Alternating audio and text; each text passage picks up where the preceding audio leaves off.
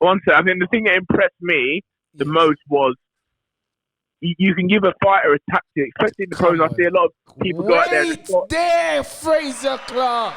Come on, finish the line now, because you know what we're going to say. Go finish it. When you're doing a door, make sure you let me in free, because you see how many round of applause I'm giving you today. It's bare weird if you're getting today. It's sorted.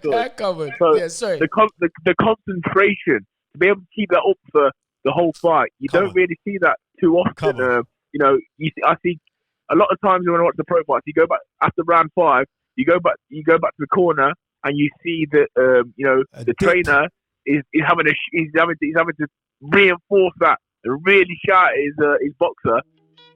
It was a calm corner. Obviously, you got reminded, but still being able to go out there round after round, take one round at a time, and carry out them tactics. That's a sign of a real masterclass.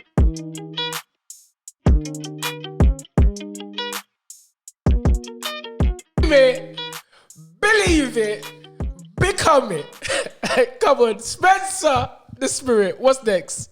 Come on down. Yeah, anyway, furthermore, let's pass the donuts, man. You got the donuts up on the table. Krispy Kremes. Come on. Man, it's all going off now. Hold on, wait. Let's see what's going on here. Go on, Spence, take your Krispy. I need it take now. Your Krispy Kreme, Now. Yep. Thank what you, a way to start the show.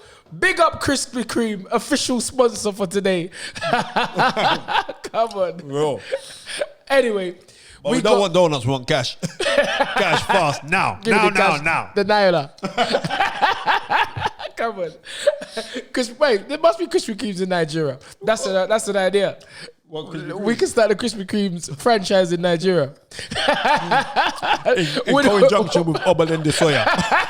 We can put some pepper. Pepper on the donuts. Anyway, let's turn the donuts into fufu. What's the matter with this guy? But we can't even be serious. Anyway, what a show we have lined up today. And we all know what the talking point is.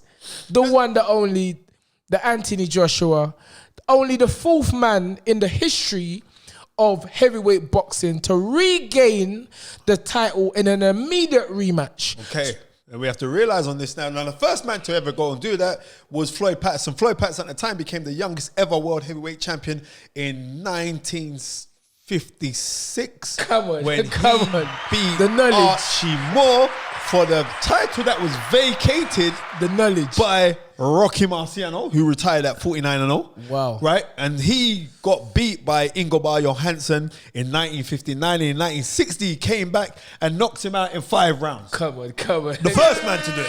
Come on. The second man to go and do it was the man from Louisville, Kentucky. Right? Muhammad Ali, Cassius, a.k.a. Cassius K, a.k.a. the greatest of all times. When he lost to a guy who was 7-0 at the time in Leon Spinks. And then in the rematch in 1978, came back and regained his title. 15-round points decision. At the time, that was at New Orleans in the indoor. That was the highest ever attended indoor arena. I think he had something like 78,000, something like that. Right? I remember that. Guinness Book of Records. Back in the day. Remember the days when you see the Guinness Book of Records? The picture of Ali. No, it's not called the Guinness. It's called the Spencer Book of Knowledge. Come on. The third man to do so was Lennox Lewis. Lennox Lewis got knocked out by that big right hand by Hasim Rahman in South Africa, where everyone was saying, well, Lennox didn't take the fight too seriously because he was filming, what's the movie that he was filming? Ocean's 11. Ocean's 11. He was in that, him and Klitschko. Even I got it. Right? And then he came out, must thought it was going to be a foregone conclusion. And it was a foregone conclusion when that big right hand of Hasim Rahman hit him and knocked his spark out. Then he comes back 2001 in the rematch and hits Hasim Rahman with one of the worst right hands I've ever seen. Remember, Hasim Rahman goes down and he's over the Don King crown. Was that in 4 rounds, I believe? Hasim Rahman who was in the corner with Michael Hunter. With Michael Hunter, right? He's got a lion face, isn't he? Like a lion, sir, right? So that was it. And then it's happened again now because we've got a man in Anthony Joshua, who lost his world title earlier, 6 months earlier, against Andy Ruiz, and came back in emphatic style. And it was a boxing masterclass. And when people are complaining and saying, well, he hit and he held and he did and all the rest of it, would you rather have Anthony Joshua gone out there, hell for leather, knocked down Andy Ruiz 4 times and then get knocked out? Let's touch on he this. came in there with skills. You know why? Because skills pay the bills. There you go. Press the button, come on. Skills pay the bills. And let's touch on this a little bit. Let's talk about this. Let's talk about the negativity, the unfair negative. Why should we talk about it? Why should we even give the negativity? We're addressing it. Addressing it and dealing with it is 2 different things. We're just addressing it. 100%. My own personal opinion, boxing masterclass. It done what it had to do. What are they expecting this man to do? You're in the ring immediately. Remember, I don't want to call no names, but there was a certain fighter and his dad saying who advised AJ to take the rematch. We all know who that was. If you're boxing people, you know who that was. And let me tell you something. That's what a true warrior does. And he done it. And he done it in the most concentrated, spectacular, precise manner. As I've said, the average human being in the year 2000 had a concentration span of 12 seconds. Today, the average concentration span of a human being is 8 seconds. Right. Anthony Joshua concentrated for 36 minutes. Listen, all I'm saying give the man some credit. And if you don't want to give him credit, I'm giving him credit. Listen, I'm going to say this again. The way Anthony Joshua boxed, right? You have to realize what the man actually did. You know why? Because it's not like it's not like that has always been Anthony Joshua's style of boxing. Yes. It has not been his style of boxing. So for you to administer something totally different, right, to what you've ever done, right? What you've ever done, and you've gone and done it to a man that has knocked you out, that's knocked you down 4 times. Different level. Right? There's different level, because I don't business what everyone going to say. Like I said on many a time, and females are going to know this one. Females are going to know this one. And the females that listen, it's an underage show, but no. Females are going to know this one. When you've ever been in a relationship that has gone sour, the next time you're in a relationship, certain times that partner that you are now with had the reverberations of your past. So therefore, things must have been ticking in his head. There had to be doubts in his head. Oh, am I taking this fight too soon? But doesn't that make his victory all the more... Even more bigger! Don't you understand that? From a man coming to the ring and you're playing Fela Kuti, it's done, Yeah. No, powers. When I heard him playing Fela Kuti... Powers! I said, it's over. Powers. There's no way Ruiz is winning this fight. The same tune that he used, I used that on my Insta story when, like, my daughter, I'll tell you a quick story. My daughter wanted to give up athletics, and I was there talking to my daughter, and I said, no, you can't give that up. I mean, Kiki wants a 600-pound, what they called them shoes there? Balenciaga. Exactly. You should have clapped her in the head with a Balenciaga. Oh, Balenciaga. Sorry. Y'all get Dunlop. Merry Christmas. Balenciaga. You know how much those shoes cost? Yeah, 650 pounds. Tunde, man. Let me tell you something. Just give me some of that yard money. You ain't getting no 600 pound shoe from Tunde Ajayi. My son knows. Right. He can ask his mum. Don't come to your father and ask him for those 600 pounds. You're not getting it. I'm just sorry. So, I spoil my kids. But anyway, so I'm saying she wants to give up her legs. And like, I was saying, no, you can't give up. I went on going like, because you imagine like, if Andy Joshua had given up when he lost in the World Games, he got a silver medal. Come on. You know what I mean? What happens like if he'd have just given up, and he hasn't given up? He's a man that's constantly persevered. Yes. And I haven't agreed on everything that Andy Joshua's done. And I've been vocal about certain things. Exactly, because I'm a human being. Exactly. But trust me on this.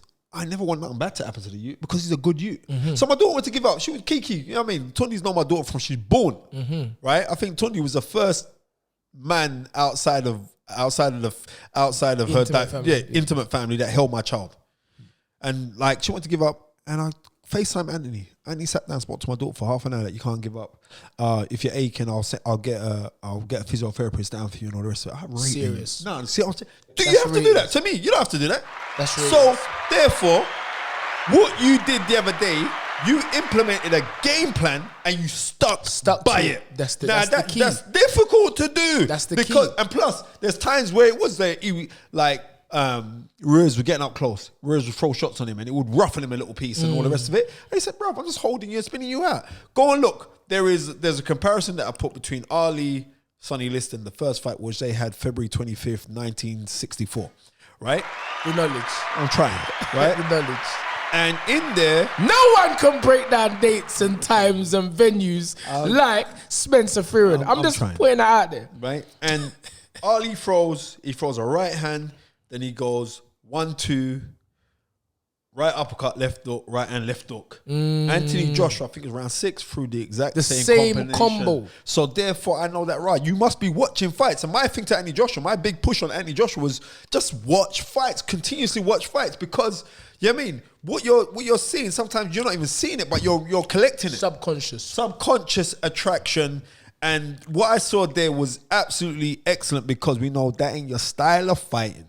And if that was your style, and the next thing as well, and people were complaining about Deontay Wilder the other day about him lacking skill, right? They were, he's lacking skill. He's got a big punch. He's lacking skill. So then we get a heavyweight guy in Anthony Joshua who boxes, and people are complaining, saying, he can't win. You can't win. You're damned if you do. You're damned if you don't. But all I'm saying is Anthony Joshua has revitalized again boxing. That's what I keep telling people. Period. That's what I keep telling you. And he the cash cow. You keep on knocking the man, but people's talking about boxing currently because of him. And you know, not only in the UK, but all over the world. Exactly. So the name is reverberating around the world. And whether there are some that want to look at it as a boring performance, how can it be boring? It's called boxing. Bruv. What he done is what you do as a boxer. Bruv. You know what that was like? You know what it's like? We got to think. We all have to respect the artistry of a musician. So, could you imagine Jay-Z singing Pavarotti? No, sir. Because that's what we got. That's what happened. We saw Jay-Z, who was Jay-Z, bad boy rapper. I like that. And Jay-Z come out and said, I'm going to switch the whole game and I'm going to sing the 15 concerto. Do you remember last week I said, this man won an Olympic gold medal? They don't give them out. How? Exactly. You can't buy them. Not down at Wrigley Road Market. You can't buy them. Not down at East Street Market. Electric Avenue. No. It's not there. You can't buy it. You can't. So he obviously has a certain level and ability to concentrate. You know, if he can do it in the Olympic final, he can do it anywhere. He can do it in the 12 round. And that's what I believed prior to the fight. And he definitely proved that on the night. So again, maximum credit to the young man. He's again kept the heavyweight division alive. And let's get that right. Because as much as we want to talk about the other fighters, how many pay-per-view buyers? The man broke records. Just under 2 million pay-per-view buyers in the UK. Me and Nestor Gibbs, from my brother Nestor Gibbs, they were trying to brush AJ, and I was backing AJ. I'm saying, bro, you can talk about any other fighter, but the numbers don't lie. Thank you very much. The numbers don't lie. And so there must be an appeal or an attraction of this young man. And they're talking about, and you're talking about the Wilder fight. Wilder can't do numbers like Fury. Wilder can't do numbers like AJ. So let's get it right. AJ and Fury, to me, is a bigger fight commercially and financially. I'm not talking from a boxing perspective, but I'm talking about from a financial perspective. AJ against Fury is a bigger fight. Listen, I just want to see them all fight each other. Yeah. But what I am going to say is this. AJ and Fury combined can't punch like Deontay Wilder. No. Deontay Wilder. Evidently. Deontay Wilder, they have put the powder on the hand. You got something on the hand, bro. Okay, then ask me this question, Spence. All right, then you tell me, I'm going to answer. Listen, who's got the better resume in terms of fighters than AJ and Wilder? Sorry, Baba Tunde Ajayi. Who's got the better resume? Yes. Of AJ and Wilder. Yes. And Fury. Who's got the better resume? And who's got a better resume? You tell me. No, in terms of fighters. I've just asked you. Andy Joshua. Andy Joshua. And that's what I'm trying to say. So yeah, I guess if you put all the fighters that Wilder has fought in front of AJ, he would knock them out. He would. Tell me who Ruiz has knocked out that AJ couldn't knock out. I mean, Wilder has knocked out that AJ couldn't knock out. True. But of course it's true. All right, but do you Come think... on, I'm giving myself a round of applause. I'm telling you. It's just... do you understand what I'm saying? Uncle, please drink some water. Please drink some water. Oh, no, let me drink some water. No, but do you understand what I'm saying, Spence? We can get... You know me, you can't trick me. It's like the Lomachenko thing. Everybody boosting. I'm saying, bruv, you man are underestimating Luke Campbell. Luke Campbell is an Olympian, a gold medalist, just like Lomachenko. And when he got in there, what happened to this great Matrix? Matrix nearly crashed. The Matrix nearly crashed. There was a glitch. So, there was a glitch. So, and that's no disrespect to Lomachenko. I can't disrespect no fighters. But what the point I'm saying is that we're all waxing lyrical about how great a puncher Deontay Wilder is. I think it was Fury who said, if you put those guys in front of me, I'll have that kind of knockout ratio. Because who has... Come on, man. Tell me one fighter Wilder has knocked out that AJ couldn't knock out.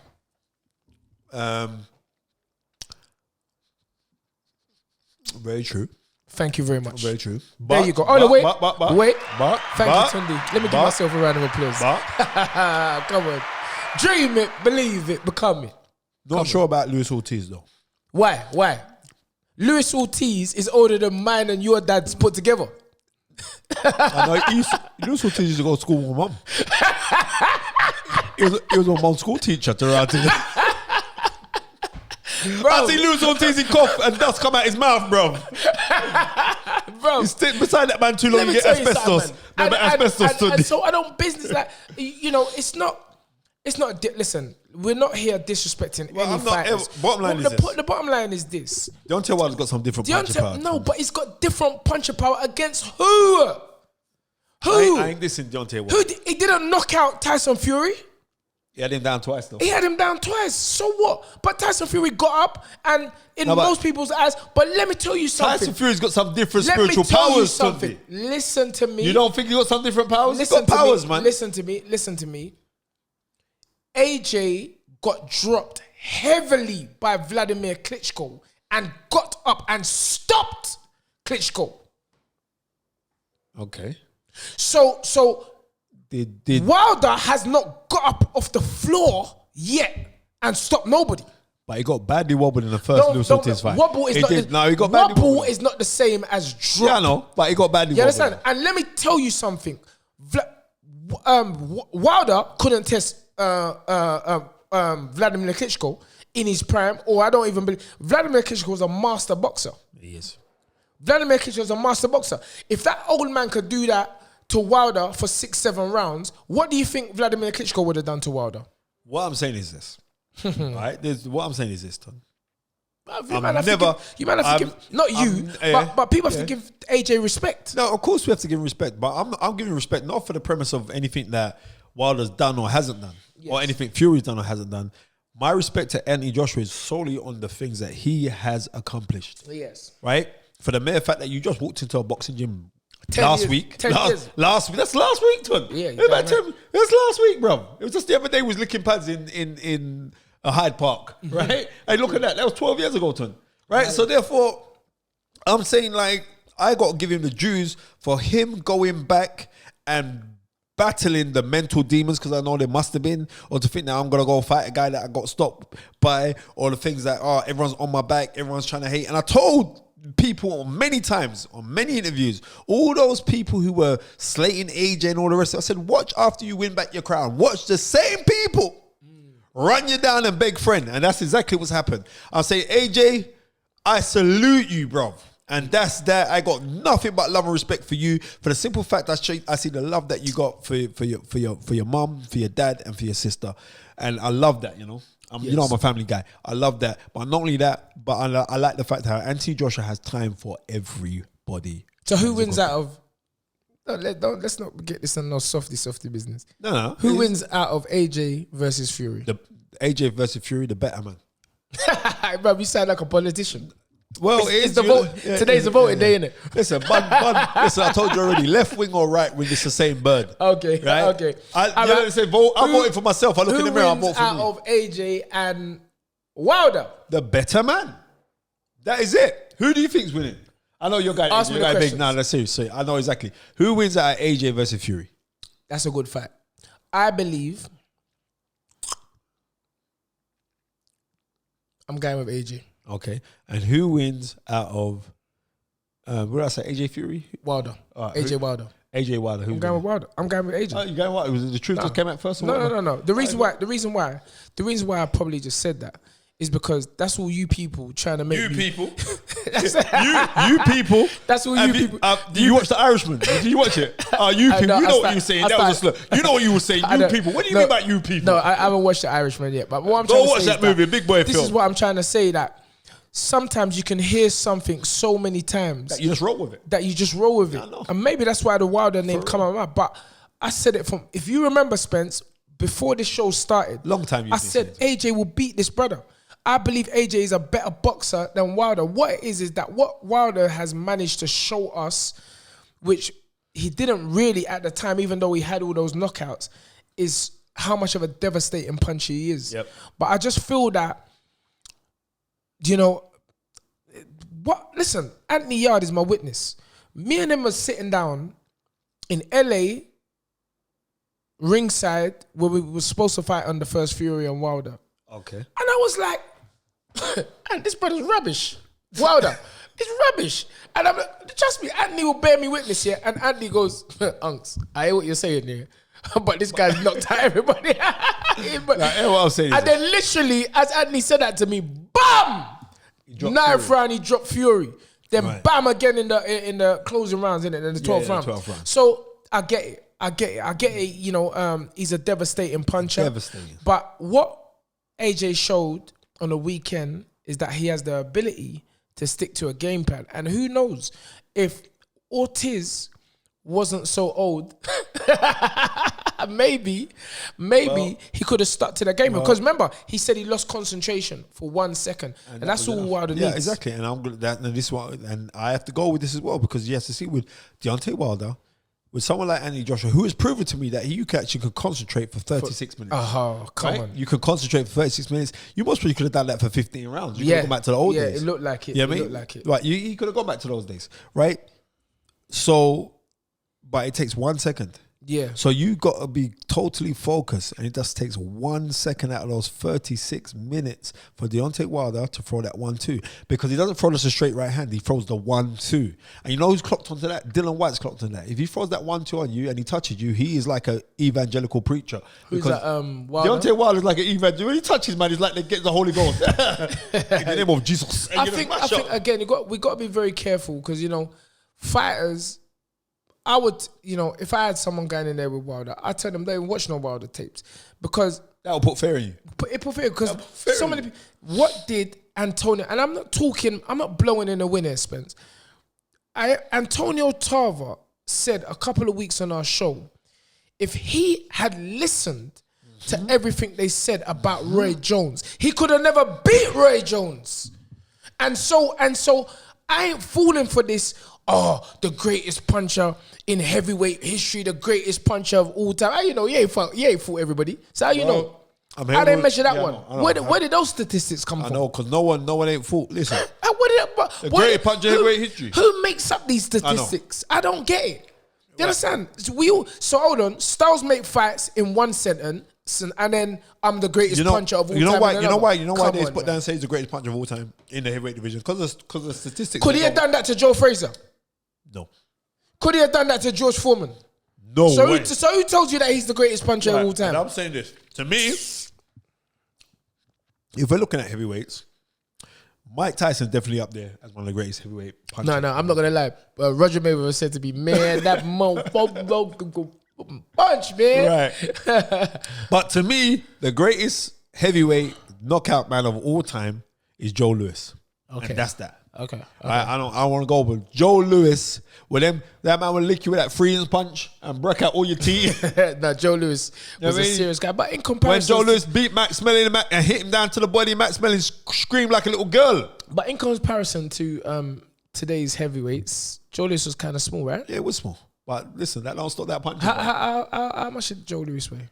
He was like 14 stone at max. He was 14 stone. Maximum was 14. I was surprised that Deontay Wilder's so light because he looked so big to me when we was in LA. He's a throwback, man. He looked so big to me, man. I was like, wow, this guy is actually massive.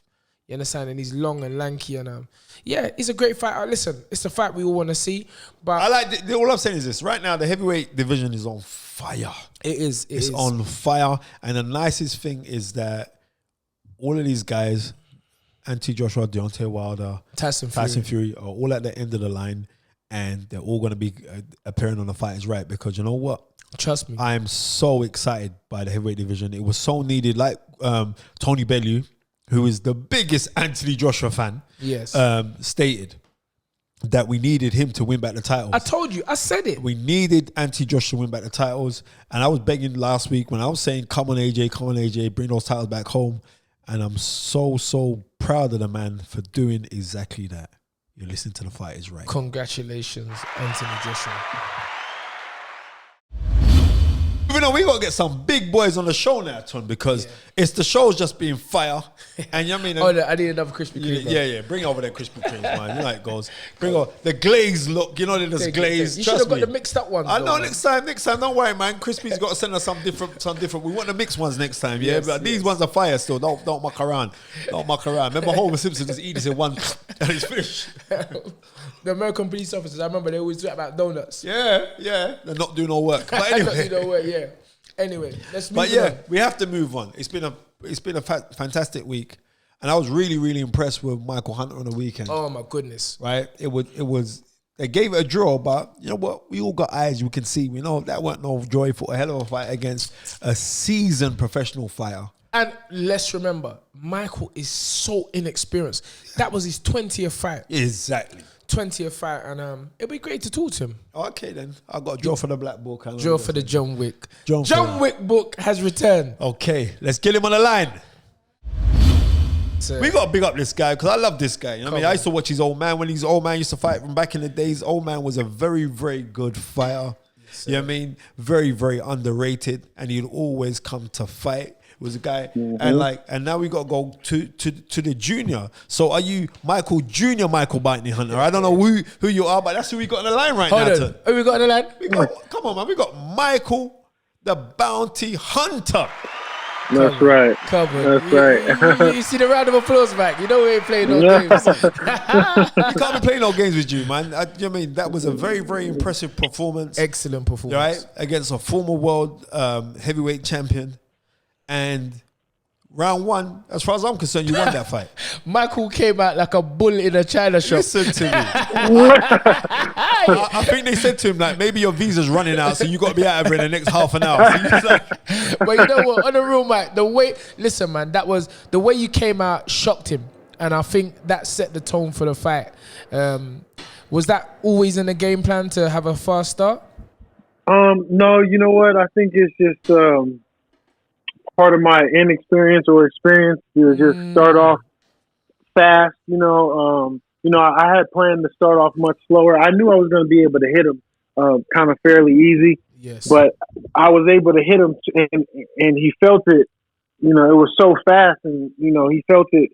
He didn't take it as well as I thought he would. So I think I just got really excited at that point, and then at that point though, I did make my decision that I'm going to just keep the pace on him because he's older. I didn't think he was going to be able to withstand it all the way through. So yes, and I mean that. You know what? I mean the first word that resonated with me was inexperienced, and a lot of people don't understand. You've only had 90. I think that was your 20th fight, and relatively inexperienced. And even if you look at your record, you ain't been given no easy touches. None. Right. You ain't Right. been, bruv, they're like, come on. I mean, how many fights was it before you? Let me count it. 1, 2, 3, 4, 5, 6, 7, 8, 9, 10, Yeah, 11, exactly. 12, 13 fights. And you're in there Usyk. with Usyk. Right. And tell me a bit about that, because listen, I was jumping up and down in the behind the TV screen, because Mike, when we came Vegas, we was all in Devon's dad's gym, and it was me, you, Anthony Yard, O'Hara Davis, Devon. That's right. Come on, bro. We was out there, so you people don't know. I knew you before the British public knew you, and and to me, and Tunde was always saying, "Hey, Chad, there's this guy. He can fight. He can rock. Bro, I've been backing Michael Hunter from day one. So, tell us, as I say, in your 13th fight, you went in there with Alexander Usyk. Yeah, I haven't, had the most active, career. And, when I fought Usyk, it had been a year prior that I didn't have any fights. And, Yes. Was struggling in the business and the industry. Yes, because I remember. Sorry, carry on.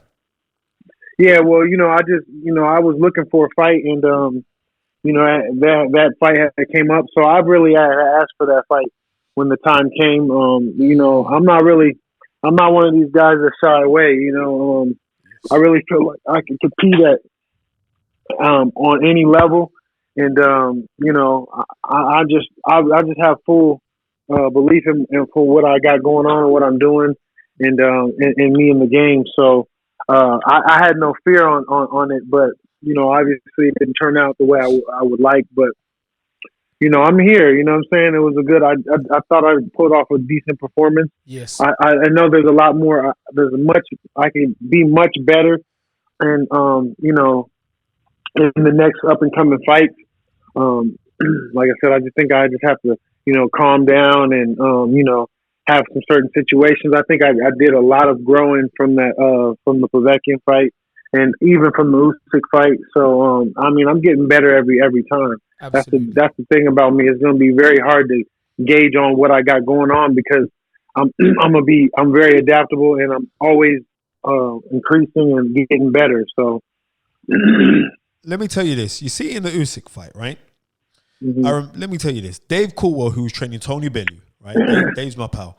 Dave was saying, right, we're studying his fight against Hunter. Watch him against. Everyone's talking about Usyk. This guy, Michael Hunter, made him look ordinary. I knew about you because I'm going back a few years, about 5 years ago now. Tunde was telling me about you. So I was saying, okay, I'm going to look out for this guy, because I said, I remember your dad. Even though I know my boxing history. So I was like, I remember your dad. Your dad could have a rock. So I remember from then. So I'm watching then, and like they were studying that fight because you made the supposed Superman look very, very ordinary. So you was like his kryptonite, but it's like the kryptonite powers didn't work enough, but now you moved up to heavyweight. It's like that moving up in weight. That's the fight I want to see. Hold on, I want to see Usyk against Michael Hunter. That's the fight. This is cool. I would love that fight. Come on, this is. Hold on, wait. This is cool. The fight is right. So all you promoters out there, dip in your pocket. Give my man Michael the second shot. You not talking about Usyk is the newcomer in the heavyweight division, the heir apparent. Well, listen, Michael Hunter's ready. He's available. Let's get it on. Absolutely. I'm ready for that. I definitely, am plotting and planning for that rematch at some point in my career. I'm not trying to rush it. Like you said, I kind of want the fans to want the fight. Like you said, obviously I still have a lot to grow. I didn't have the best team, starting off, and now I think, that's changing for me right now. So I'm constantly getting more experience in and outside of the industry as far as the business and in the ring, So, I'm able to focus on a little more than, on my technique and, being able to actually hone in on what I got going on, Yes. Before I was, I felt like I was having a little rough road, and was more learning about the business and, how to present myself in that way. Yes, sir. You know when you go and you fight, and I watch you, it's like you're fearless. It's like you fight anybody. I don't. Where does that come from? With a smile on his face. Yeah, exactly. Does that come from your old man? Where does it come from? Or does it come from being in the gym, seeing stuff? You are just one fearless brother.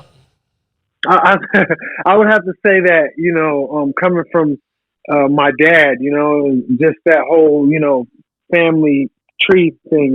He fought people on a day's notice, short notice, on hours' notice. Yeah.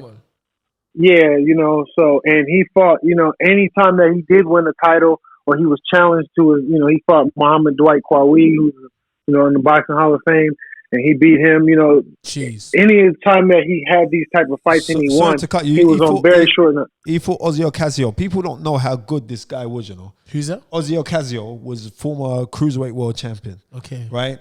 And Ozzy could fight. I remember Ozzy came over, I think it was like 1990 or 1991, and he beat up Jess Harden. Come on, the knowledge. Hold on, wait. The knowledge. Right, but that's why, Michael, you see why that's why we call him the knowledge. Right. He knows everything. Yeah, but your dad could fight. People don't give him the dues because at the time you got to think in the 90s everything was Mike Tyson based, right? But like when you look at it, just the skill sets, because your dad was a veteran. You had to tuck up, cover up, not get hurt, rival shots, throw back in shots. Your dad had a very, very good jab. You got a very similar jab to your dad. I ain't gonna lie to you. You know what I mean? Yeah. He had, he had a lot of different little tools. His his thing was, most people can pull rabbits out of hats. Well, he pulls hats out of rabbits. So, yeah. Wait. I love that one. Michael Hunter's dad pulls hats out of rabbits. Yeah, you hear that? Well, I'm teething that one. I like that one.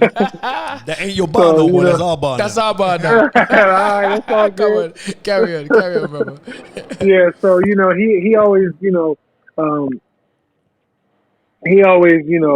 enjoyed the tricks and the trade of boxing. So I just think that, and then being that fearless thing, just me growing up, and I was a daddy's boy all the way. Me being so dedicated and to being just like him, just from an early age. I think that this was installed in me early. I was willing to get in there.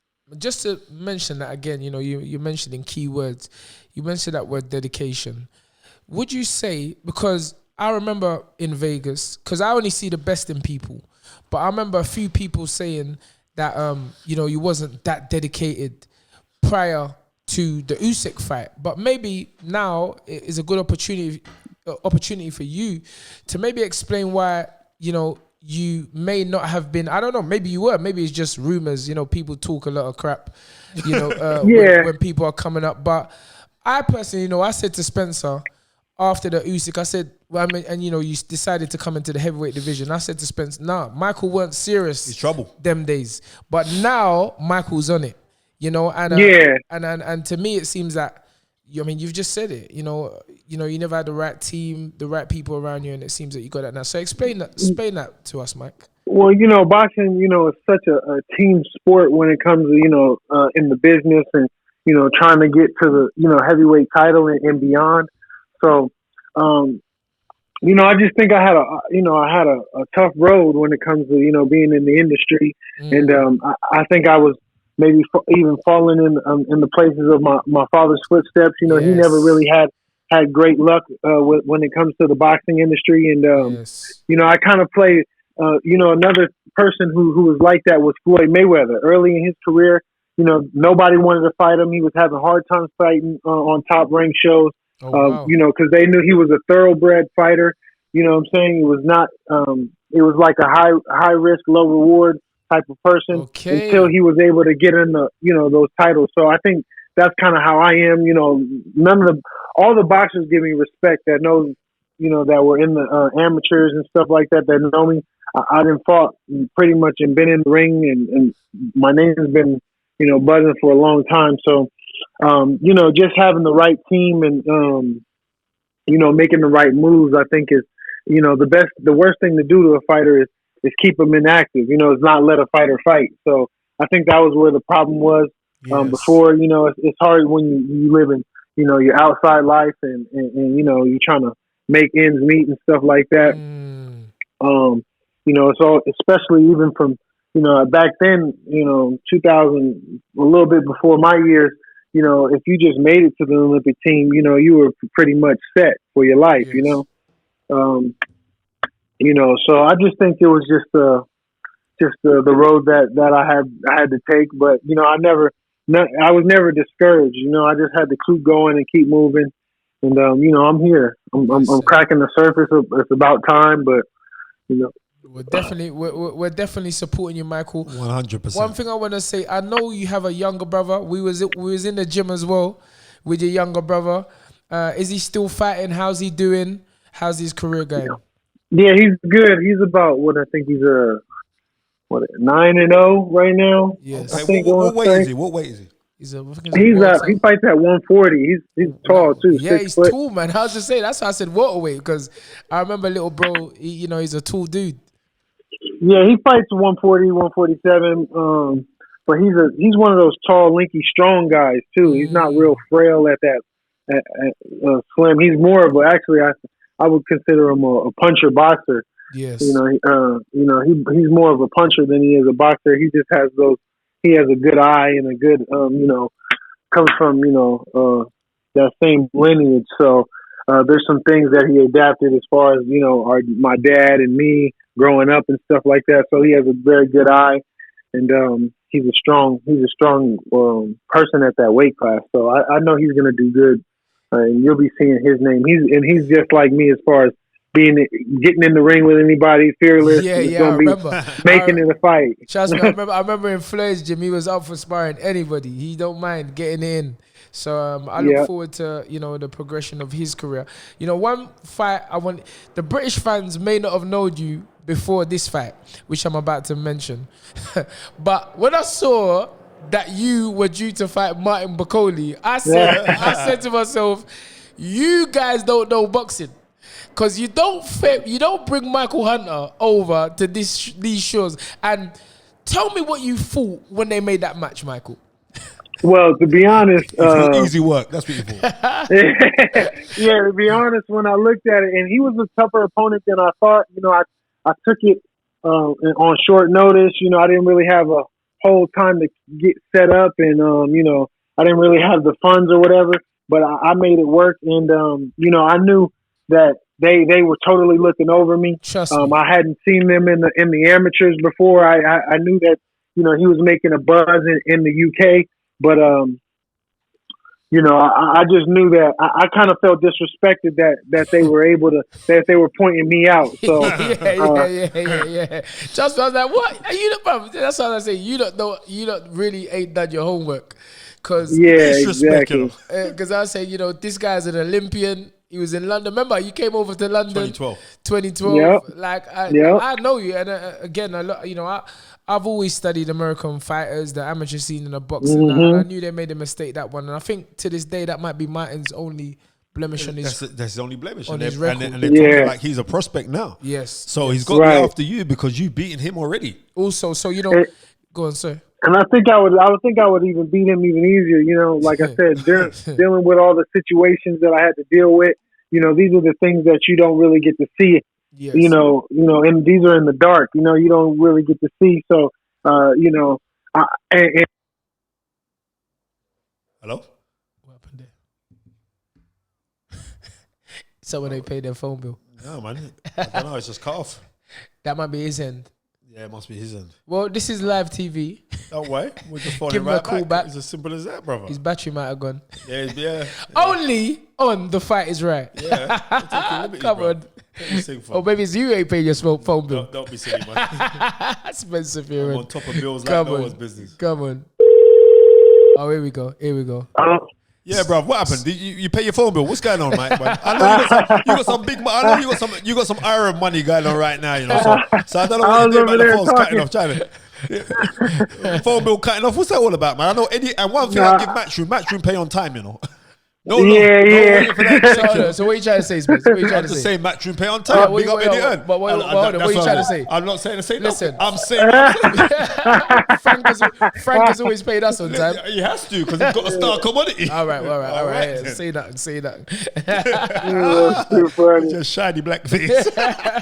So listen. Me and Spencer always get into one, but again, you've had an impressive run. First of all, you KO this 26-2 prospect, I go Calais Days or whatever his name is. Then you TKO Martin Bacoli. Then you go and TKO Ustinov with a barrage of punches. And in Monte Carlo, yeah. Serious. I don't think you realize how I'm shouting at the television when I'm watching you, Michael. Like, trust me, man, I want you to win, brother. I want you to get everything, because again, I'm a positive person, and I always hear how people talk negative about people. And when I was in Vegas, I just kept my mouth shut because I know what I know. And you can even ask Anthony Yard. And it's so mad. Sorry, I don't want to make this interview about me. It's about you. But I remember Michael was the only person in Vegas, in Floyd's gym, that said to me, Anthony Yard is a good fighter. Anthony Yard is a good fighter. The only man. Yeah. But energy goes where it flows, bro. But now you're on the fight is right. You understand? Yeah. Press the button. So trust me. So I don't forget these things, Michael. And we support you. When Spencer told me that he contacted Michael, I said, bruv, Michael is on the show 100%. Because me and Anthony was watching the fight on Saturday, and Anthony is so upset. He's like, they robbed him, man. They robbed him. No. They robbed him. But tell me about that fight. I want to, listen, I don't want to go. I want to hear, there's two things I want to hear before closing out. Who you want to fight up in an up run? Actually, three things. That's a must. How you felt in that fight, who you would like to fight next, and AJ's performance. Well, I think I did pretty. I think I won the fight. I did enough to win the fight. Yes. I think I would change it and make it a lot smoother. Next, if I was to actually rematch him, yes. I think it would be an easier fight for me. I would be able to make definitely the adjustments. Like I said, I grew overnight, in that fight. So, I want to fight somewhere I want to fight in the O2 arena. So anybody, Dillian Whyte, Chisora. Come on, Chisora. Chisora, don't back down now, Dereck. Michael Hunter wants to fight you. This is called The Fight Is Right. Dereck Chisora versus Michael Hunter. Let's make that fight happen. Come on, man. Everyone wants to fight Dereck Chisora. Josie Parker last week wants to fight. Everyone wants to fight. For real. Derek's hot property. He's hot property, man. He's rejuvenating himself now. Yes, he did. Blanca from Street Fighter. He's looking serious. I'm happy for Dereck as well. Dereck's. Dereck, that guy don't give up, man. He don't give up. No, he doesn't. Those are the type of fighters I like to fight. Somebody's going to be exciting, not going to lay down. Yes. And it's going to be a show. Yes, sir. Yes, sir. And finally, I think Anthony, Anthony impressed me by, it's very hard to stay to boxing, even though, the easier it got, it was like, the easier the fight during the rounds kept going, it was like the easier the fight got. But it still makes it difficult for somebody not to just jump on the man. Thank you very much. Hold on there. Wait there. Come on. Wait there. This is what I'm talking about. What are you talking about, that knows boxing. Careful, yeah? Sorry, I nearly broke the glass table. Calm down. But, bruv, this is what I'm trying to say. Sorry for the language. Last time I see someone bang something like this was the judge when he's offering out life sentences. Calm down, Tony. But no, I'm saying that. Listen, you, because I talk a lot, man. I want you to explain. No, you don't. You don't talk enough. Nah, I do too. I talk. But go on, Michael. Tell the people why you believe it was an impressive performance. Well, he stuck to his game plan. That's harder than, if I wanted to be anybody, I would have wanted to be Anthony Joshua. Come on. That night, exactly. Other than myself, so he did exactly what he was supposed to do. Which, that's not really in his nature, is to stay boxing. And, obviously they trained for that.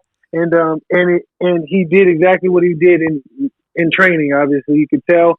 And, that's a victory in itself, you know what I'm saying? To stick with your same mentality that you got in the ring, during training when you got in the ring, Yes, sir. Yes, sir. So I really commended him. And that showed me a lot about him that night. And he actually came to the back of my locker room, and we kind of, before the fight, we've seen each other a few times and didn't really say too much, but he was generous enough and respectable enough and humble enough to come in the back and say what's up. And we kind of had like a little moment there where it was just all respect. I respected him for what he did, and he respected me. It was all love. So Mike, let me tell you this now, and I'm just being love that. Right? Hold on, wait. Bro, I love you that. ain't gonna find a more genuine person in boxing right now, especially in the heavyweight division, than Anthony Joshua. He's just a very, very genuine human being, and God bless him for everything that he's done. And this guy has single-handedly rejuvenated boxing in the UK to another premise, and that's what the people fact. don't understand. And people don't get that. That one man has done that. Yes. So anyone who's sitting down trying to fight down, I've noticed, and you being an American and saying what you're saying, that's why you have to prop you even more. Yes. Because he's getting a lot of hate from America now. But I'm trying to tell people, Lennox Lewis used to get a lot of hate from America. It's only when he retired they started to respect him. Right. So I'm saying, listen, man. Ending of the day, big up Anthony Joshua, because not only that, Anthony Joshua has become this money-making machine, but what I noticed is that not only he makes money, but then the undercard make money. I'm sure you were glad to go out to Saudi Arabia to go fight, because I know you never get no cheap check, right? Dillian Whyte got to fight on the card. I'm looking at all the other guys who got on that card. They all got looked after as well. Yes. They all got a different experience for fighting in a different atmosphere, in a different arena. Props to Anthony Joshua. Props to the whole of their team. And I just long wish that they continue their success and make long continue. And you, my friend, continue doing what you are doing, because you are the bounty hunter. Come on. That's right. Don't stop. Don't stop. Can't stop. Won't stop.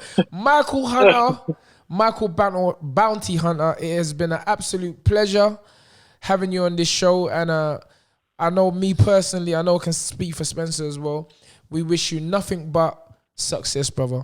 So, hey, thank you guys for having me on the show, man. Next time I come in England, I touch down, y'all will be the first place I stop at, man. I really do appreciate the love. Come on, man, because on our show you can talk the reals. When you're on them other shows now, you got to be all like spoken. Now, bun that. We speak the reals, bruv. We speak the reals. Yeah, I like it. Right, and I'm gonna end on this. May your father rest in power. Yes. All right. That's Peace, right. two Thank fingers. you. We love you, bro. Peace to you. Much love, man. Thank you, man. I've been reading boxing magazines since a little kid. You know, I was at school. There's no word of a lie. So people don't know this. Like Spencer Fearon, he is the man. I remember back in the day, but you've always been, and that's what I was trying to say. It is I don't want to get all philosophical and stuff, but you really do reap what you sow. 100. And when I'm calling you the knowledge, or when we all know you as the master knowledge now, people don't understand. Spencer, you was working for Boxing News years ago. But you forget that. 1989, I went to Boxing. It was Boxing Monthly. Boxing Monthly. They just started new publication, and my school teacher, Miss Bell, I'm shouting you, and you got kind of big up Miss Bell, right? Miss Bell said, work experience. Ask Spence, we've got you to go to Boxing Monthly. Look at that, right? And Boxing Monthly was 24 Notting Hill Gate. That's where their office was then. I don't know where they are now. And it's okay, we got to go there. And I went there for 2 weeks work experience as a 15-year-old. Come on. They liked me so much that they gave me a Saturday job. Look at that. Right? And it's just been on there for there. And there was a guy in there called Robin Jones. And Robin Jones, if you're ever watching this, man, big yourself up. But he had at the time the biggest boxing collection of film footage. So he would give me all of the fight tapes. So you got to imagine me as a 15-year-old, I was like a kid in a candy store. So I'd watch all the old classic fights going back from, I don't know, the 1920s. It was one of them Sugar Ray Leonard, because I got that. Tunde stole that Sugar Ray Leonard videotape from me. This had that collection in chronological order. Every one of Sugar Ray Leonard's fights belonged to me. Right? From Louis the Bull Vega, who was his first professional fight, all the way up to Hector Camacho. And that's what, you know what? That's why I learned how to protect your fighter. Because I remember Angelo Dundee saying, my guy ain't getting rushed for no guy. Nobody. Simple as that. Nobody. Simple as that. I remember that. And those words stuck in my head. Yeah, and you've done a fantastic job with Andy. Trust me. Yeah, he wasn't going to rush him. And So, big up Spencer Fearon anyway. Yeah, the knowledge. So, the Ring Magazine played a massive part in my life. Yes. So, therefore, Let me just big up the Ring Magazine editor, Dougie Fischer. We got to get him on the line and hear his views. No way have you got the great Dougie Fisher. No, you call him like the great. That man's puppies to me. Come No, bruv. Listen, Dougie's my man. Yeah, I know. Max Boxing. Doug Steve Fisher, Douglas Fisher, and Stevie Kim. Don't muck around. You understand? And Don't they were muck big. around.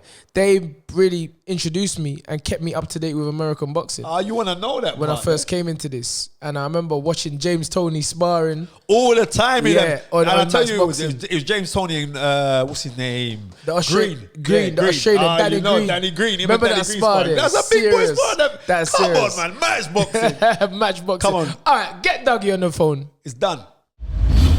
How you doing, Dougie? I'm doing good. Listen, man, Thanks for having me on, guys. I was telling someone in the gym the other day, when no trainer in the UK knew about boxing and Floyd and James Toney, I was watching Max Boxing with Dougie Fisher and Steve Kim. That's where I was getting all my knowledge from. So people don't know. You've been in this for a long time, Dougie. And thank you very much for all those shows. For all those shows that used to come Thank you for on. watching back in the day. I'm Come on, telling listen, you, that man. show was wicked. Trust me. And look at that now. Let's see how this thing works. Come on, man. Now Dougie's on blessing us with his presence on our Yeah, show. come on, man. I remember, listen, we're recording, right? Yeah, we're recording. Right, we're recording already. Right. So, first time I met Dougie was July 2004 in Kentucky, Louisville, Kentucky, when Danny Williams was preparing to fight Mike Tyson. And then Dougie was he was an unknown journalist. Oh. But I met Dougie and his wife. Okay. Because they were at the same hotel as us. Yes. And we were reasonably sitting down speaking boxing. And maybe Dougie don't even remember me then, but he said, man, you know a lot about boxing. And I was like, yeah. And then I see that Dougie start bust. I say, Rose, this guy's like, the man's the editor of the Ring Magazine. I say, you're taking liberties, brother. Wow. The editor of the press the button, Tunde. Come on. Oh, this is a sound effect. I like that. All right, listen.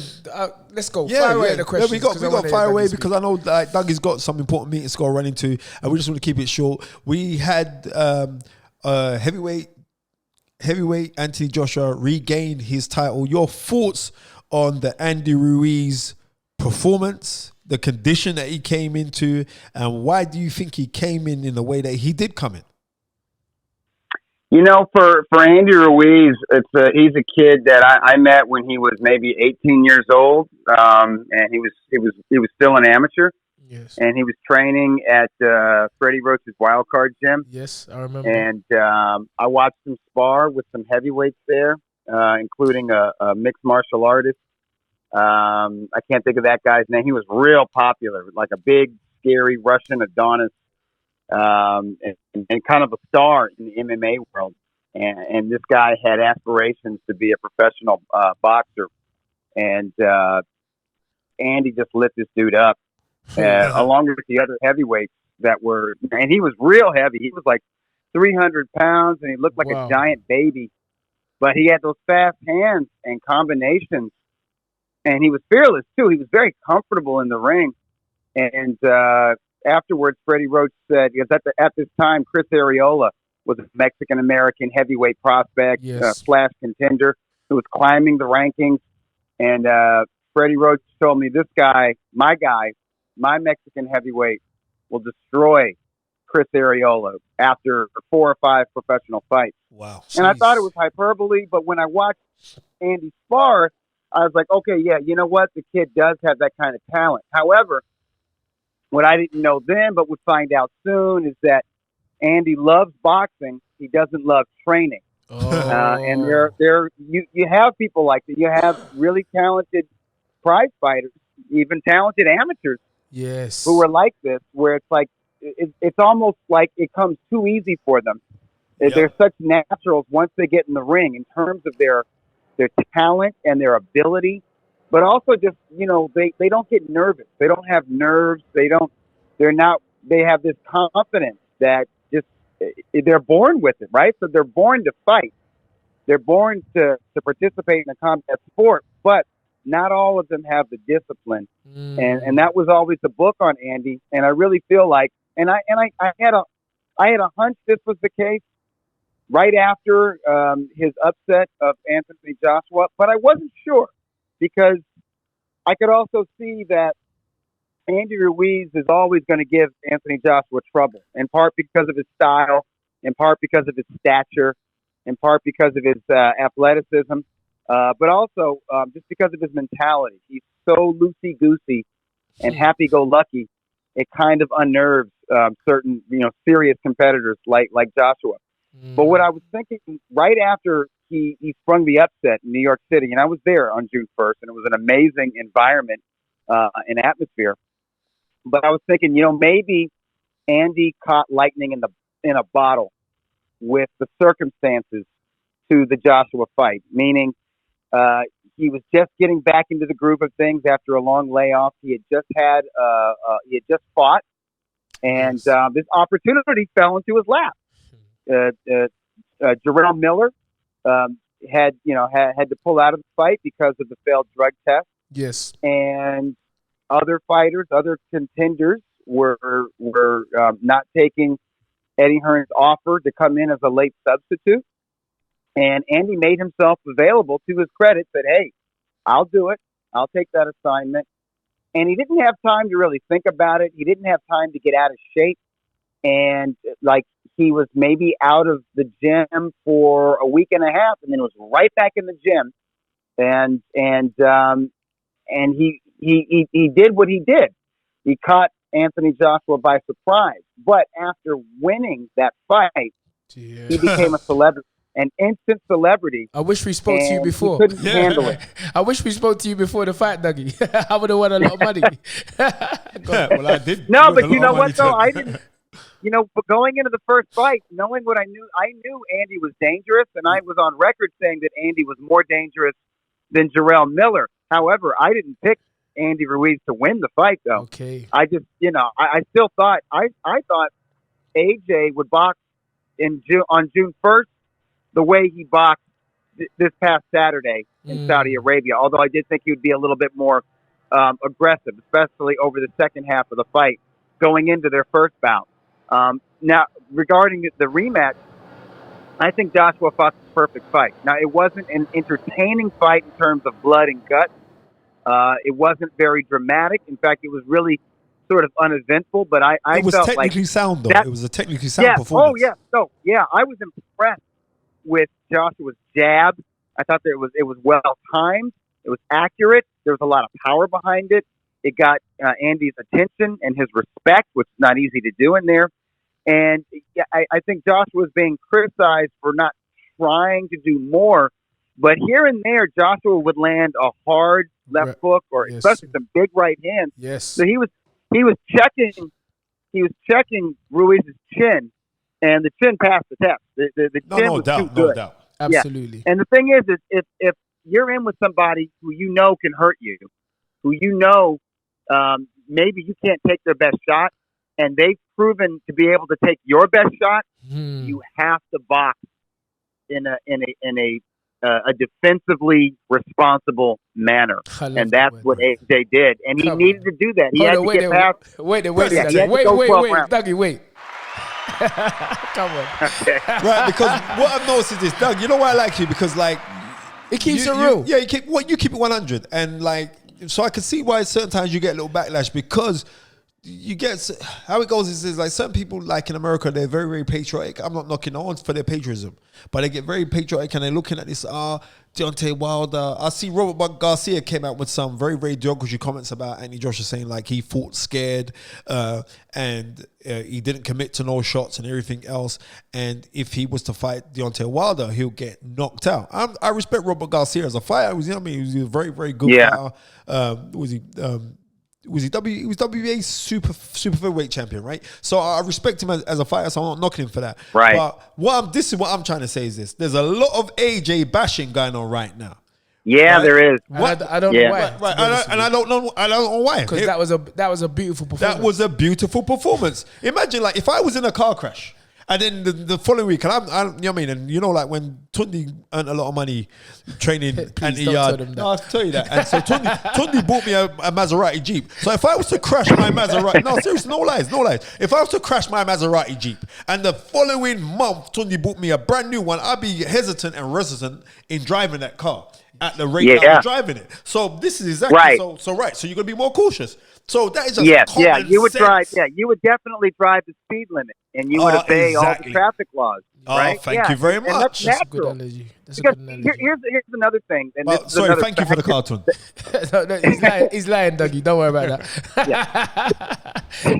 Go on. Yeah. This is another factor in this fight is that Anthony Joshua was sharing the ring with somebody that you could tell unnerved him to a degree. Yes. So he was dealing. First of all, he was dealing with the demons from the first fight. What happened 100%. In the first fight? Yes. And that was devastating, and it was humiliating, and all of that kind of stuff. And then he's sharing the ring with this guy again, and he's having to master himself as well as Andy Ruiz. Come on, and he kept it. He kept it together because you could tell. You could tell at times he would get tight. At times he would get hit with illegal punches. Got hit in the kidneys, got hit in the back of the head whenever there was a clinch. Yes, and that can cause you to seize up. But he handled it. And just that shows character. Yeah, just to buttress what you're saying. We just had Michael Hunter on the phone, and he echoes your exact words. We saw AJ do something that practically we've never seen him done, and that's just keep it together for 12 rounds of boxing. And I don't think people realize how difficult that is to do. Even great fighters. Even if you look at Vladimir Klitschko, and there's people who are trying to disrespect Joshua, saying, "Well, you've become Vladimir Klitschko, right?" But Vladimir Klitschko suffered some knockouts. Yes, when he was a young title holder, and not soon after. Yeah, he was knocked out by the South African Corey Sanders. And then maybe really 2 fights later, he was brutally stopped by Layman Brewster. That's correct. And it took some fights, more than a few fights. I remember, it was Williamson that wobbled him up real bad. Right? Yeah, right? I was there. And Samuel Peters. I remember Samuel Peters giving it to him. Williamson. That's right. He went down in that fight, and he was also cut. And I think Manny Stewart might have, said, okay, this cut was worse than it actually was to save his fighter. They went to the scorecards. They said Vladimir couldn't continue, and they went to the scorecards. And Vladimir won a split technical decision that night in Las Vegas. But he needed to go through that. And then if you recall, the first time he fought Samuel Peter, he got dropped 3 times. He outboxed Samuel Peter, but he got up 3 times. Yes. He needed to go through that. He needed to go through that experience to kind of regain his confidence. And that was sort of the same thing that Joshua was having to do immediately after suffering the devastating knockout. It was an immediate rematch. And all of this is part of that maturation process of a champion. And, there are people saying, well, he's going to stink it out from here on out. Or, he'll definitely lose to Deontay Wilder. And I would say styles make fights. And I would say that fights make fighters. Fights and experiences create champions. And I think those 12 rounds, I think it's going to serve him well. And I would not expect Joshua to fight Deontay Wilder or Tyson Fury, or if he ever has a rematch with Dillian Whyte, I don't expect him to fight them the same way he fought Andy Ruiz the second time, because they're different styles and different statures. 100%. So, that's all I say to that. Who would you have? Because right now the Ring Magazine belt, heavyweight belt, is vacant, right? Yes, it is. Right, it's vacant. So who would you have at the top of the tree right now in the heavyweight division? And if you was to rank the top 5 heavyweights in the world, in what order would they go, in your expert opinion? Well, according to the Ring Magazine, our number 1 is Tyson Fury, followed by Deontay Wilder, and coming off that victory with Andy Ruiz, who was number 3. I think AJ takes that spot, number 3. I think that top 3, depending on what you like, you can order them any way. That's true. If you have Deontay Wilder, as a lot of American fans and journalists have.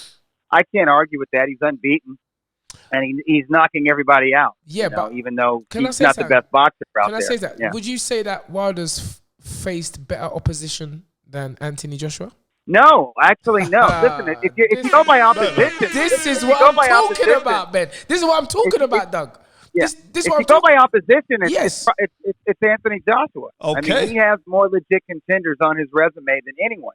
Now, if you're somebody who says, well, we have to detract from that resume because he lost to Andy Ruiz, I understand that. And, if you're somebody who says, well, I go by the fighter who I think is, stylistically the most difficult, the best ring general, I can understand you having Tyson Fury as number one. The bottom line is with those top three, they really need to fight each other for us to find out who's truly the best. And it may not be solved with one fight. It may have to be a round robin. Yes. Which would be wonderful for boxing, to be quite honest. Yes. Right. And to finish up now, Dougie, because I know you're busy, and I don't want to run out. And and you can't beat them WhatsApp calls. They're brilliant, mate. Right? But I want to. You guys, please have me on again. Yeah. 100%. But no. I want to know this. Like, we got 2020 coming up right now. What are the fights that you are most looking forward to? What are the ones that make you salivate? You know what I mean? And you got to come over to the UK and eat some Krispy Kreme donuts with us. But what are the fights that you are looking forward to, bro? Wow, I haven't even. Gosh, it's been such a packed 2019, and we've had some terrific fights.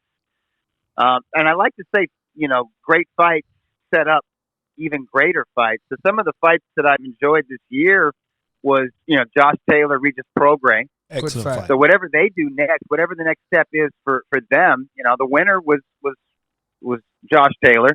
And he won the Ring Magazine junior welterweight title with that title unification win. Also won the Muhammad Ali Trophy with the World Boxing Super Series.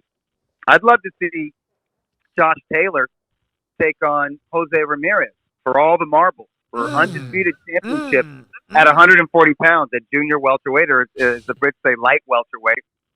And I think that's we actually say super fight. lightweight now, but don't worry about that one. What do they call it? Yeah, we call it super lightweight now. It's all changed. Super lightweight, it's right? Getting confusing. Don't worry about it. You know what I mean? Yeah. The 10-stone division title. Don't worry about it. And I could see the winner of that fight stepping up to 147 pounds and challenging Terrence Crawford. Because Crawford obviously needs a viable and worthy dance partner, and he doesn't have it right now on his side of the street with Top Rank and ESPN. His network affiliation here in the United States. So, if the best 140 pounder could step up and challenge the best 100, in my opinion, I think Crawford's the best welterweight. Okay. The best 140 pounder versus the best 147 pounder. Yes. That's a terrific fight. That's a fight I would love Taylor, to see. So we're making it here on The Fight Is Right. Josh Taylor versus Terrence Crawford. That's the fight we want to see. Yep. Wouldn't that be awesome? Oh my goodness. Dougie, what a fight. You put it out to the atmosphere now. So if it happens, it happens, man. We're going to put it down to you. If it happens, Dougie, we're all getting our 10%. Trust me. Yeah, and listen, if that fight happened in the UK, I would travel for that one. 100%. Man, fantastic. 100%. Dougie, it's been a plum pleasing pleasure having you up. We can't get a bigger US correspondent than Dougie Fischer. Yeah, Dougie's the man. Yeah, exactly. Dougie is like oxygen because he's everywhere, right? so yeah. So you just keep on doing it. It's been an absolute pleasure. You're my guy, Dougie. Take care and God bless. Thank you for coming on the show. Thank you for blessing. The Fight Is Right. Thank you, guys. Please have me on again soon. 100%, Dougie.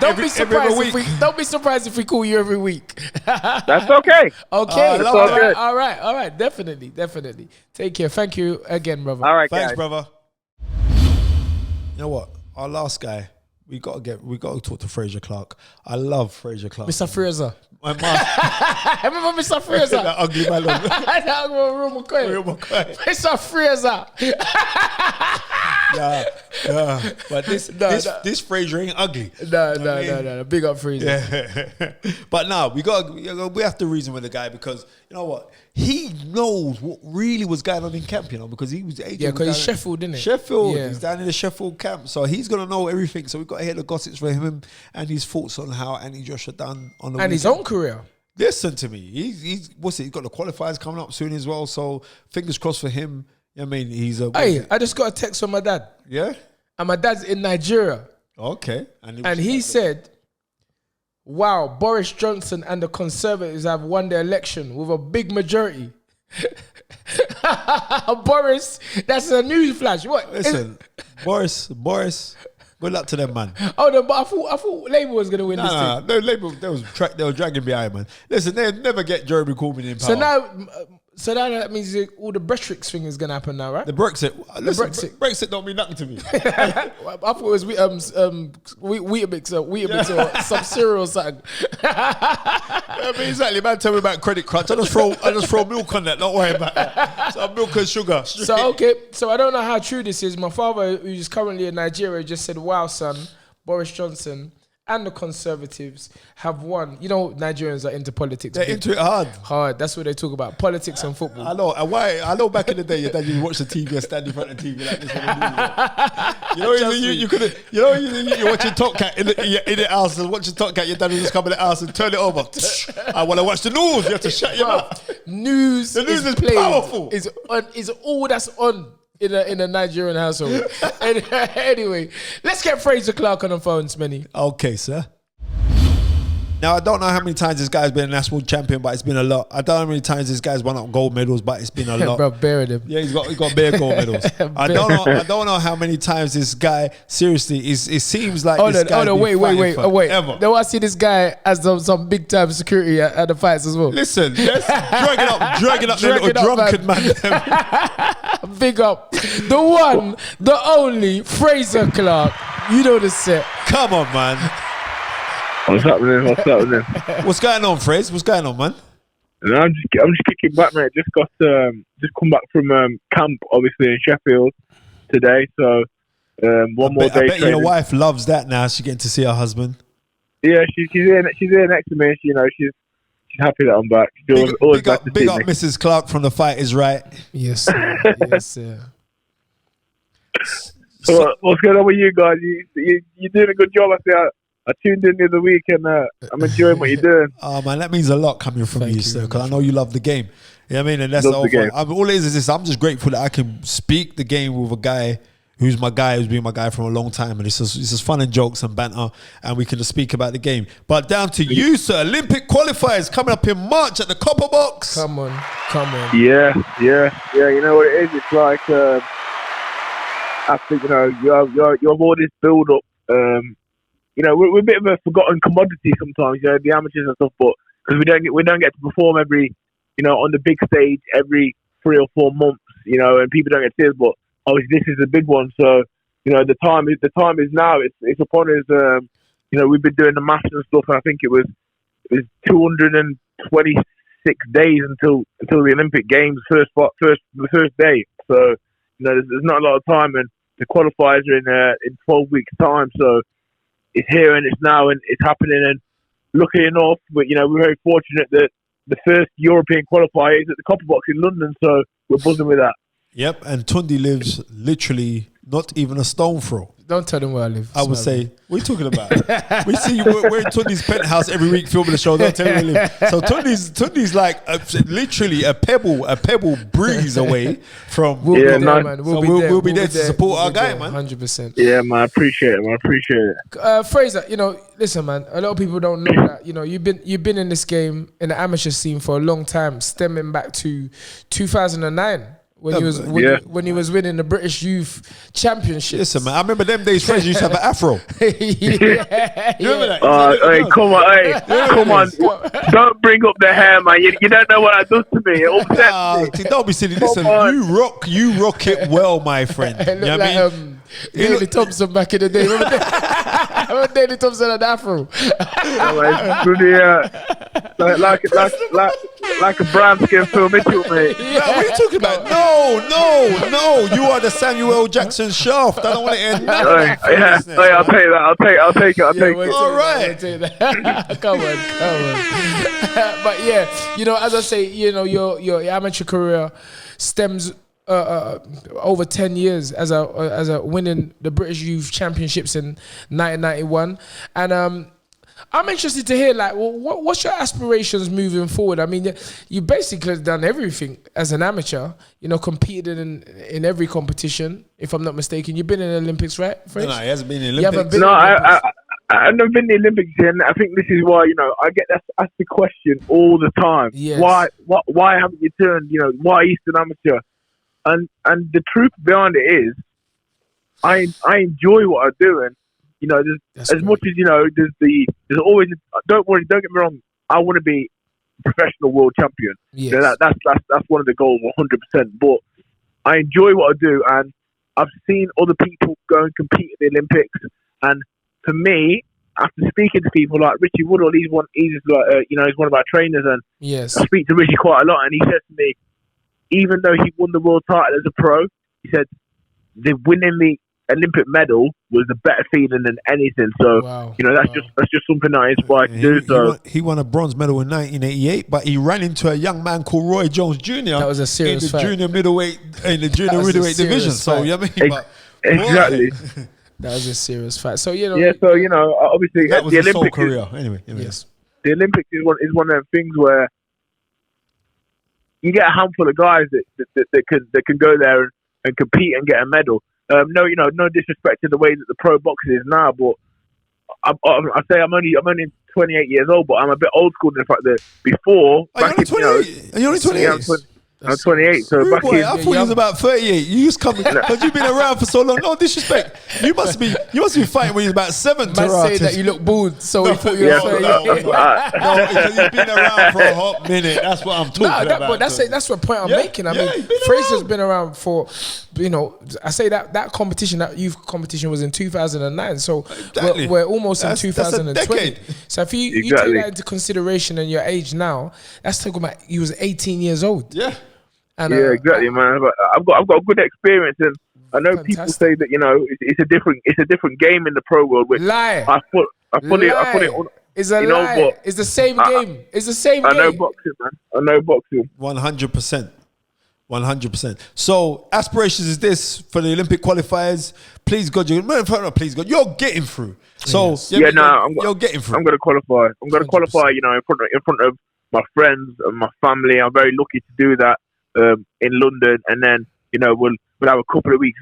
Well, not even rest. We'll still be on it, but we're going to rest at mine for a couple of weeks, and then after that, we're going to, you know, full charge into the summer and the Olympic Games. You know, me and the rest of the squad were all excited, and you know, we want to go and make history because I believe now that we've had good squads in the past, and I don't want to put no pressure on my teammates, but I really do truly believe now that we have the cream of the crop, and you know, I think, you know, it's no longer about Cubans, Russians, Uzbeks, Kazakhs. You know, they've got to mention Great Britain when they talk about, you know, the strong teams that are going to go out there and come back with a bag of medals. Brother, 100%. That theory has been killed dead since 2012. Yes. So our country's been the flag bearers ever since then. So we've had 7 years going into 8 years of being at the cream of the crop. Yeah. Trust me. And a lot of that, I've got to turn around and say a lot of that, Robert McCracken and the rest of the team, Richie Woodall, all the guys down at GB Squad, they have to take a lot of credit from it. Not only that, but the national lottery and the money and the vision that was seen to say that they're going to give towards our Olympic athletes and our amateurs, not only in professional boxing, but across the board. That played a major part in it, you know. So people weren't having to because you're getting Olympic funding, weren't having to say, well, I've got to go and work, and then I've got to go work again. I don't have to. Right, they could concentrate solely. They had their plan. Frazer, correct me if I'm mistaken. Wasn't that the upper hand a lot of these other countries had over the GB before? Because they were being backed by the government, and the GB guys wasn't. Is that the case? I think I'd say that in some cases, but like I know Russia, they put a lot of money into the boxing. Yes. It's a big thing over there. But then obviously you have the Cubans. I mean, you can't really say that it's to do with money because them guys train in barns and you know, they haven't got the best conditions. And I think it's just obviously a culture and a lifestyle which makes them very, very blessed. Very they work extremely hard. But now, like obviously, you look at your countries, your Kazakhstans, your Uzbekistans. These countries are, you know, they're very rich countries, and they really sport's so big in the world now. And I think that these countries have realised that over the last few years, and they're willing to push the country forward, promote the country by their sporting heritage. So, they really get the backing of their government and whatnot. Fantastic. Yeah, that's wicked. Anyway, on the weekend, we saw Anthony Joshua, AJ, the man. Two times. But everyone's saying 2 times. Yeah, everyone's saying 2 times. We're going to hashtag that. Yeah, man. Everyone said, my missus come and said 2 times. That's to watch if you got next month, right? Come on. Right. No, I'll kill her. But no, I'm just saying. No, seriously. No violence, please. No violence. But no, seriously. What do you think of the performance? I know that you guys are training down at the same GB squad, like he's down in Sheffield. I don't know if he used you for sparring because maybe he needed a different style. But what did you see in the difference of his preparation for this fight, considering to the last fight?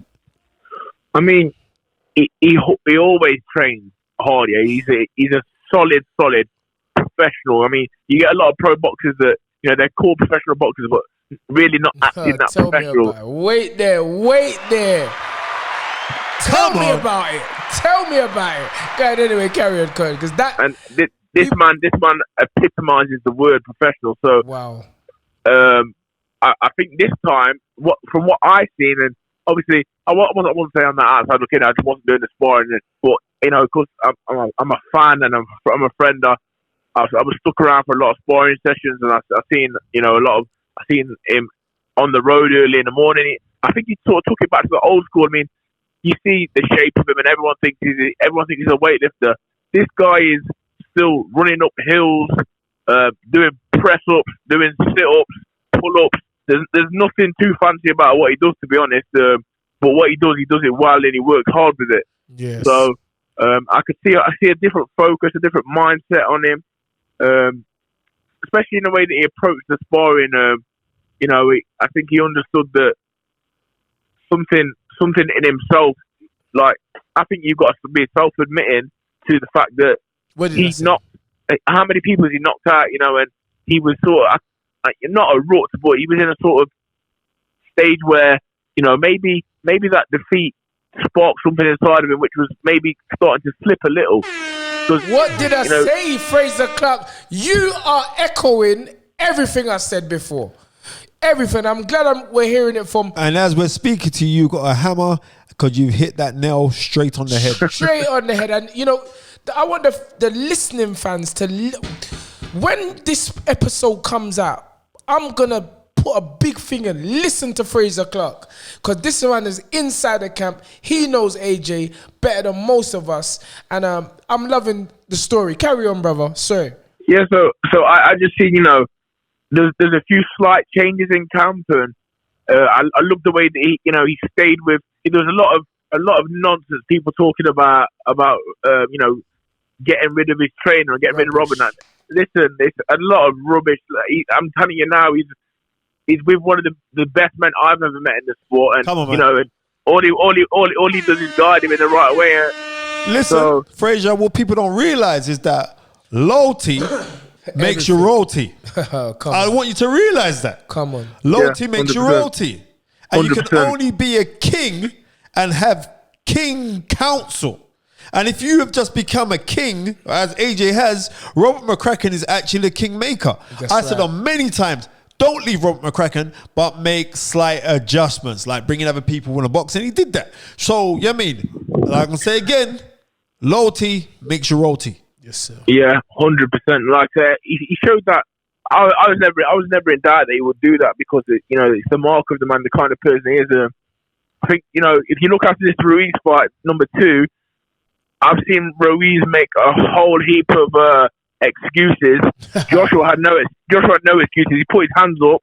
He said that he was not good enough. And it is what it is. He wasn't good enough, and the better man won on the day. He said that, and then he went and did something about it. You know what I mean? That's correct. And that's what he had to do. So, like I say, he went back to basics. If you look at the performance, he knew he couldn't get involved. Anytime he did get involved, he sort of pulled himself back. Very disciplined performance from him. His best attributes, his long straight shots. The same way that he won the Olympics, it's the same way that's guiding him through all title fights. Yes, sir. Yes, sir. So, yes, sir. Fantastic. I see the fire back in him. You know, the fire was burning again, and I think now he's going to be a hard man to stop because you know in his first 20 whatever fights it was, the ball was rolling. It was rolling downhill, and then he had this little blip. He's righted that wrong, and I think the ball's going to be rolling again now. I think he's going to be a man on a mission, and we all know what we want to see. A lot of people are still saying he's not ready for the Fury. He's not ready for the Wilders. Time will tell. But I believe with the changes made in this camp, and he's going to make going forward, he's only going to build on what he's done this camp. That's going 100%. forward. So the way that the man improves, if you look at his career so far, he's only been in the game just over 10 years or 10 years around the corner. Just started. Yep. Man's got an Olympic medal, 2-time heavyweight champion. How could anybody doubt this man? He just don't make no sense. British and Commonwealth champion too. Remember that. Exactly. His rate of improvement and his the way that he learns and takes the information and uses it. Maybe that just stopped. Not stopped, but maybe he was just so used to winning, he didn't feel like he had to learn again. Like he's openly said, he's gone back to learning. He's enjoying being in the gym. He's enjoying learning off new people. He's still taking the stuff in off Rob. Yes. So he's just constantly. He's gone back to school, and I think he's going to reap the rewards in the next 2 or 3 fights. I think we'll see improvement again, and then hopefully, in the not too distant future, we get the 2 big ones that we really want to see. 100%. And I got him beaten Wilder. I'm just telling you that. You heard it. I don't care what anyone tells me. Spencer disagrees with me. No, you don't. No, don't try to involve me. That's what I do. See these Nigerians, they all sing together. They're trying to cause this Nigerian Jamaica riff. I'm telling you, he's gonna beat Wilder. I'm just telling you. I've said it. I've openly said it. I told everyone AJ's gonna box his ears off for this fight. I predicted a 4th round knockout. You predicted, as you always do. That's why we call you the knowledge. Thank you very much. You did say the point AJ will win on points, but you know why? I was sending AJ loads, him and KD, right? Yes. I was sending them loads of fights and they were all going points. Yes. I said, let's go watch this. So watch how they're gauging range. Go watch how they're doing little bits. And the other fight that I really was trying to, a lot of people talk about Lennox Lewis versus David Tua. It wasn't. It was actually Chris Bird versus David Tua. I was sending him that fight. I said, just watch this fight. So I sent him loads of fights. I'm not saying that's down to me. I said, you know me. I know you. I'm going to send you fights. You're a fighter. I love boxing. I'm going to send you fights. Say, go study this. And you know what? It was very, very pleasing to see that and to see a big man move the way that he was. Yes. The whole ambience of it. Yeah, man. We're going to do a whole section on this as well. But it was just absolutely fantastic. Frazer Clarke, you're the man. I think the thing that impressed me the most was you can give a fighter a tactic, especially in the pros. I see a lot of people go out there. Frazer Clarke. Come on, finish the line now, because you know what we're going to say. Go finish it. When you're doing a door, make sure you let me in free, because you see how many round of applauses I'm giving you today. It's bare weird if you're getting today. It's sorted. Come on. So yeah, sorry. The concentration, to be able to keep that up for the whole fight, you don't really see that too often. I see a lot of times when I watch the pro fights, you go back after round 5, you go back to the corner, and you see that the trainer is having to reinforce that and really shout at his boxer. It was a calm corner. Obviously, you got reminded, but still being able to go out there round after round, take one round at a time, and carry out them tactics. That's a sign of a real masterclass. Exactly. Listen, let me tell you something. I'll keep telling people this. A recent study found that the average human attention span has fallen from 12 seconds in 2000 to around 8 seconds today.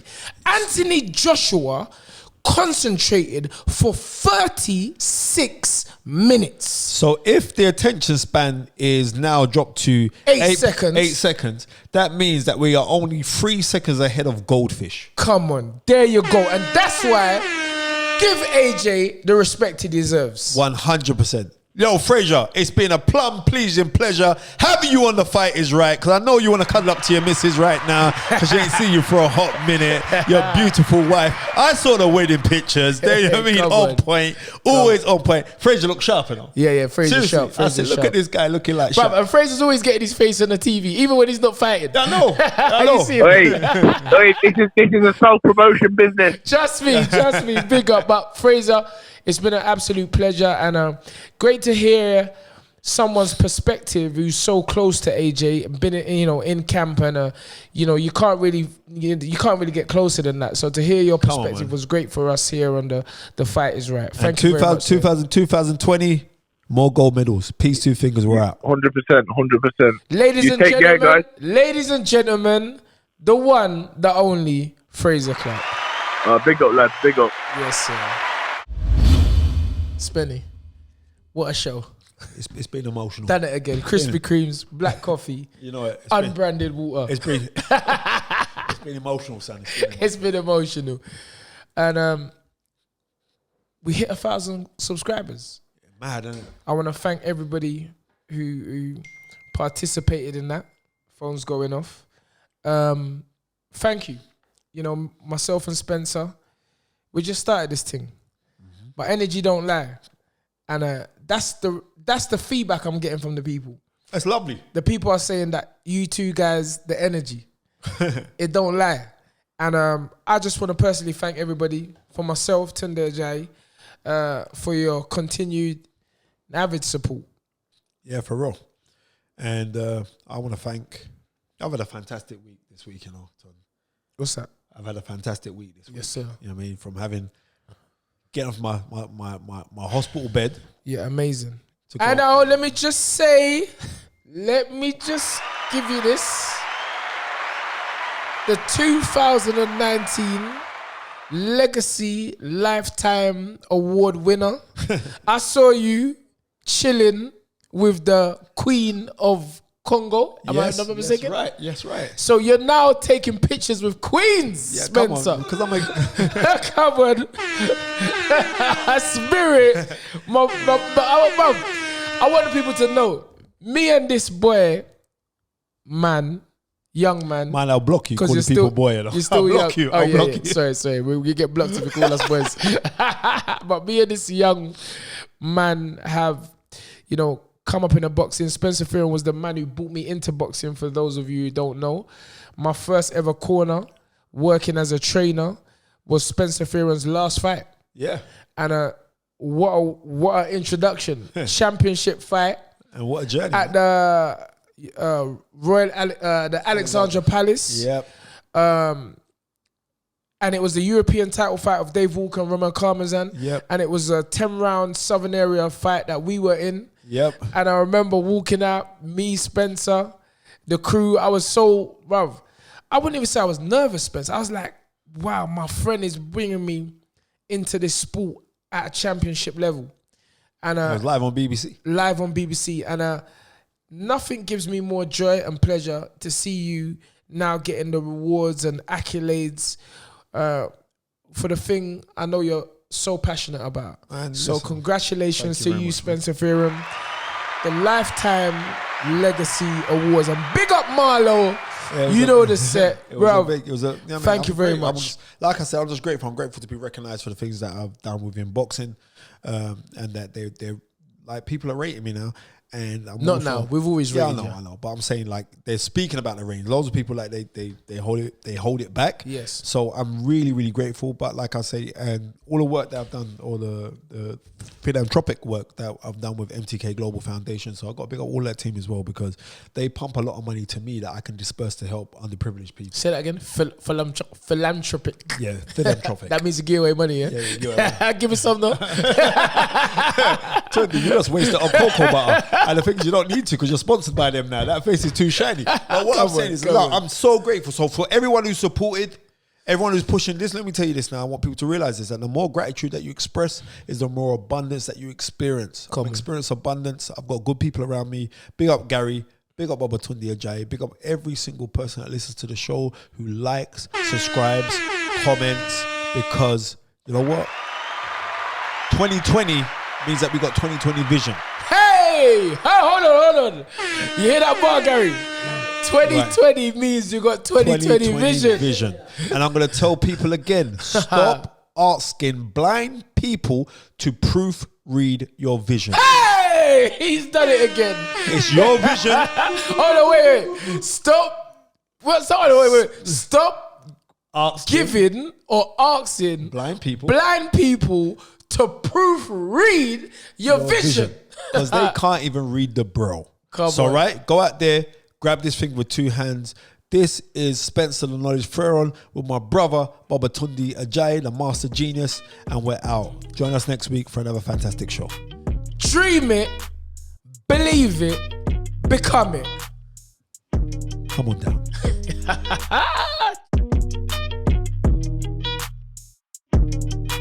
Remember to like, comment, and subscribe to the Stamina for Sale YouTube channel.